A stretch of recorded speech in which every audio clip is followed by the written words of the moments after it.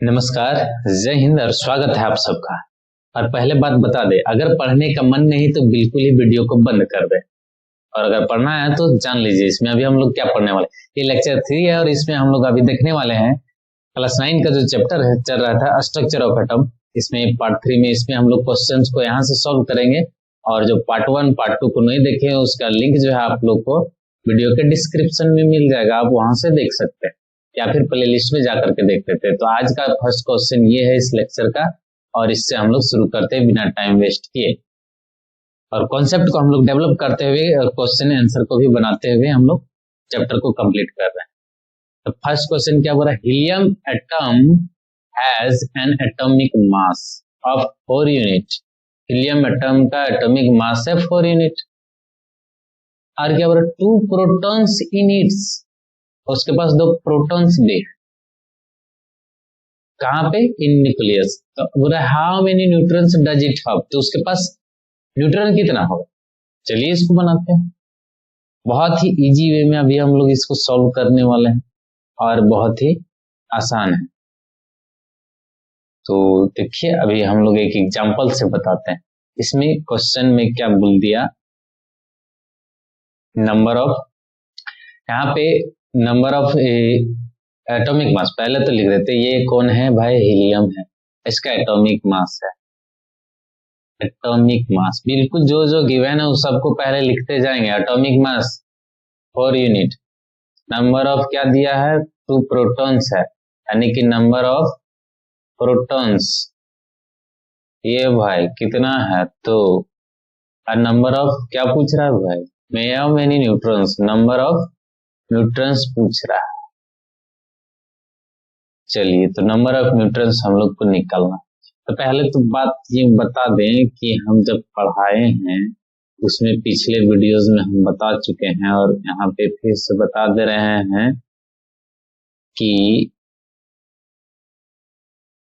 तो इसमें हम बताएं सब एटॉमिक पार्टिकल्स के बारे में। ठीक, चलिए देखते हैं। सब एटॉमिक पार्टिकल ये 3 होता है, जिसको याद है बताइए, तो बताइए, इलेक्ट्रॉन, प्रोटॉन और न्यूट्रॉन।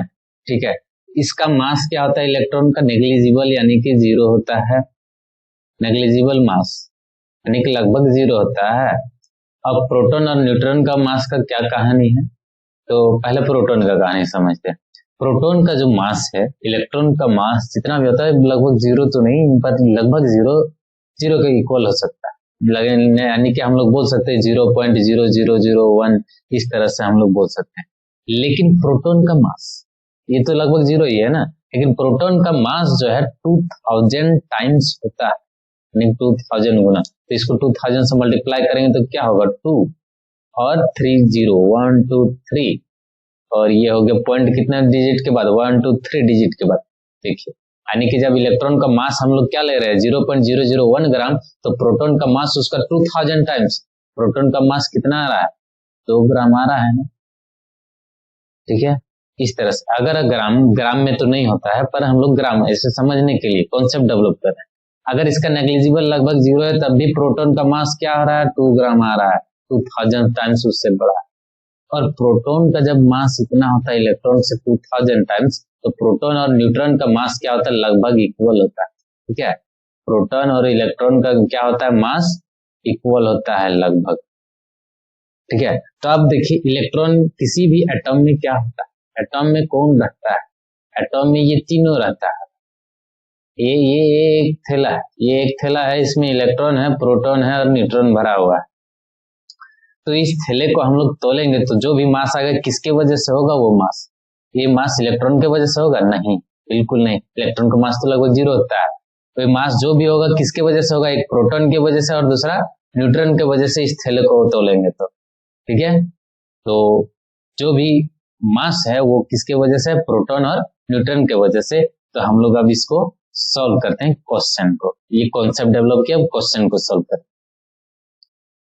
अगर मजा आ रहा है तो लाइक करें, इससे हम मोटिवेशन मिलेगा, और हम जो है बिल्कुल अच्छा और कॉन्सेप्ट डेवलप करके वीडियो बनाएंगे। तो चलिए अब इसको क्वेश्चन को सॉल्व करते हैं। इसका मास क्या बोला, यानी कि मास जो है किसी का मास है ना, मास किसके वजह से होता है किसी भी एटॉम में?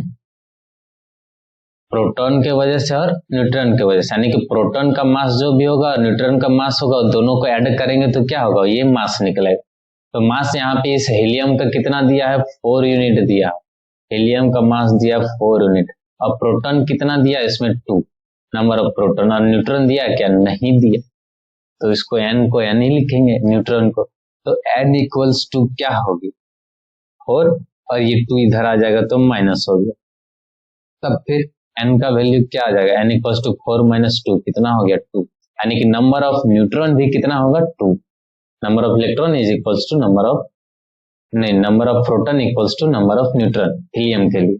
चलिए नेक्स्ट क्वेश्चन को सॉल्व करते हैं हम।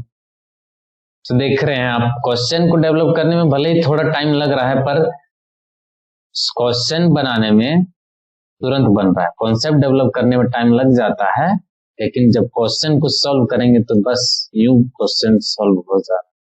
ठीक है, तो नेक्स्ट क्वेश्चन ये रहा।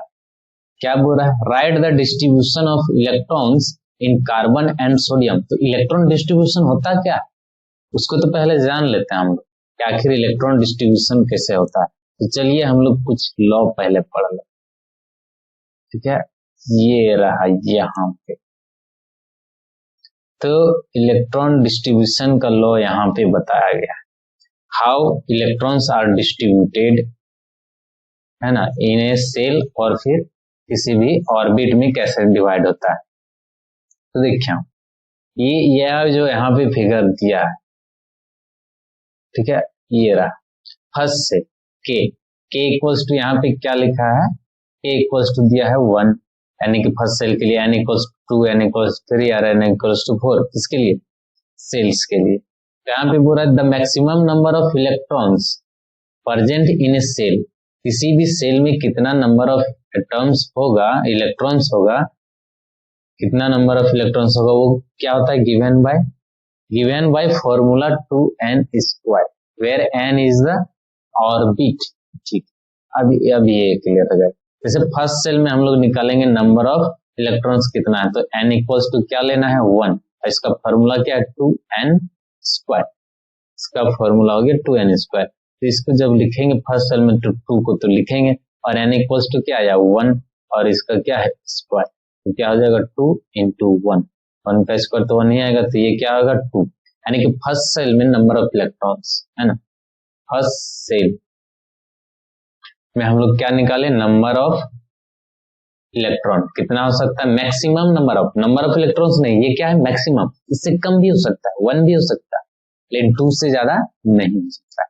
उसी तरह से अब हम लोग निकालेंगे किसके लिए? सेकेंड सेल के। ठीक है, सेकेंड सेल के लिए निकालेंगे तो क्या होगा? फॉर्मूला तो ये यही रहेगा 2n स्क्वायर, लेकिन n इक्वल्स टू अब क्या होगा? n इक्वल्स टू क्या लेना है? 2 लेना है, क्योंकि ये सेकेंड सेल के निकालते हैं। तो ये 2 का 2 रहेगा, और ये 2 हो गया, और इसका स्क्वायर, ये n वाला 2, तो 2 2 जा 4 और 4 2 जा 8, यानी कि सेकेंड सेल। ठीक है, सेकेंड सेल में नंबर ऑफ इलेक्ट्रॉन्स कितना हो गया? 8, maximum number of electrons second cell. चलिए अब थर्ड सेल के लिए निकालेंगे तो क्या चेंजेस आएगा? तो बता सकता है, सिर्फ चेंजेस आएगा कहाँ पे? इस ब्रैकेट के अंदर में जो 3 लिखा है ना, सिर्फ चेंजेस क्या आएगा? यहाँ, क्योंकि थर्ड सेल के लिए अब निकाल रहे हैं, तो थर्ड सेल का क्या कर देना है? स्क्वायर करेंगे, और n इक्वल्स टू क्या होगा? 3, तो 3 3 जा 9, और 9 2 जा कितना हो गया? 18, यानी कि थर्ड सेल में। ठीक है, थर्ड सेल में नंबर ऑफ इलेक्ट्रॉन्स कितना हो सकता है? मैक्सिमम 18 हो सकता है। तो ये एक फॉर्मूला हो गया, लेकिन और भी रूल है, और बाकी सब रूल को भी देखिए।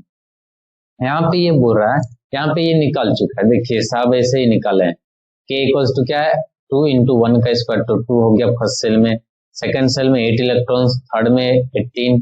ठीक है, इस तरह से 4 के लिए निकालेंगे तो 4 का स्क्वायर प्लस 2 इंटू 2, 32 इलेक्ट्रॉन्स हो सकता है।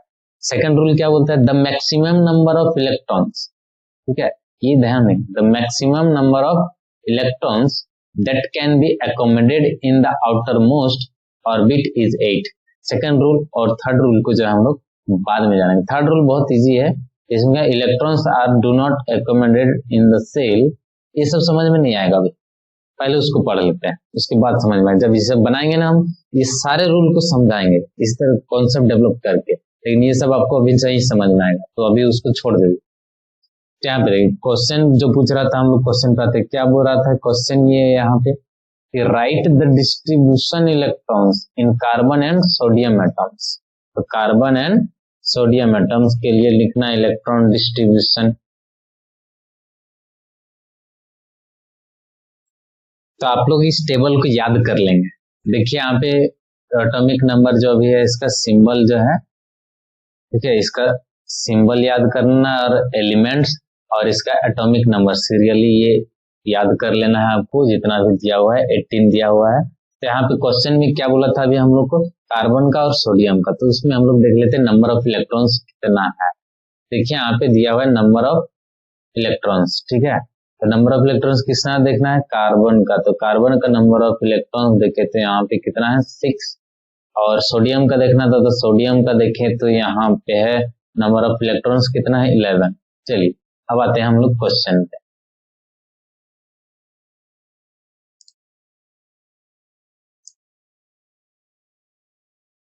तो क्वेश्चन क्या बोला, distribution of electrons in carbon and sodium. चलिए तो हम लोग लिख लेते हैं। कार्बन के लिए अभी हम लोग देखें, कार्बन के पास जो नंबर ऑफ इलेक्ट्रॉन्स है वो कितना था 6। कार्बन के लिए इलेक्ट्रॉन कितना था इसके पास 6, और सोडियम के लिए हम लोग देखें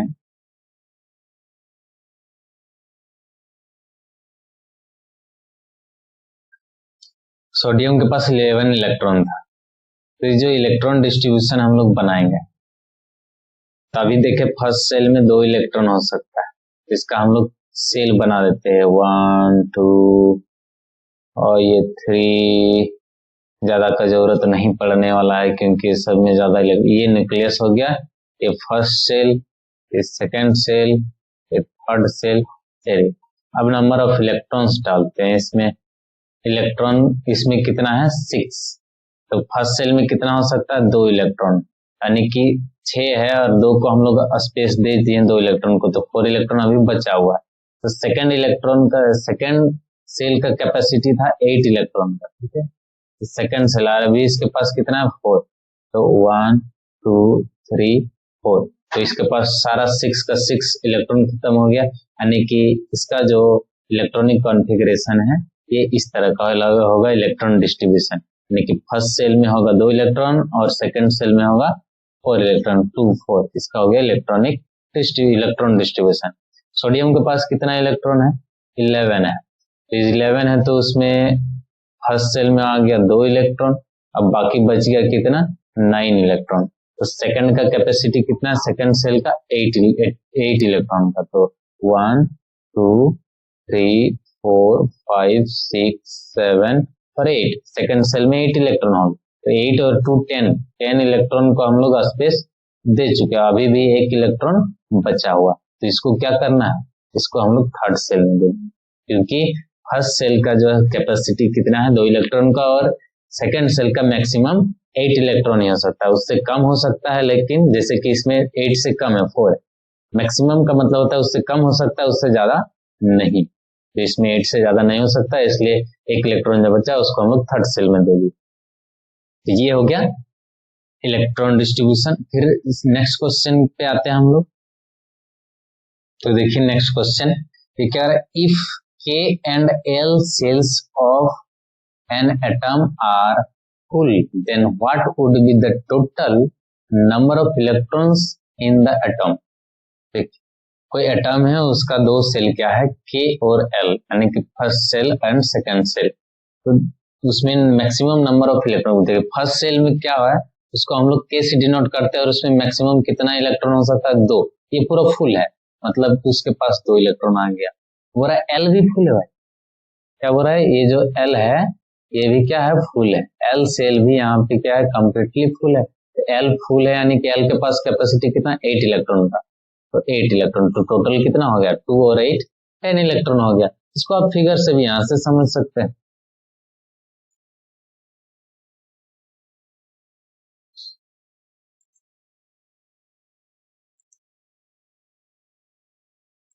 देखिए यहाँ पे ये बोल रहा था ना कि यहाँ पे के सेल विल भी कितना इलेक्ट्रॉन है इसके पास, 2 इलेक्ट्रॉन, और जो एल सेल है इसमें क्या बोला था, 8 इलेक्ट्रॉन।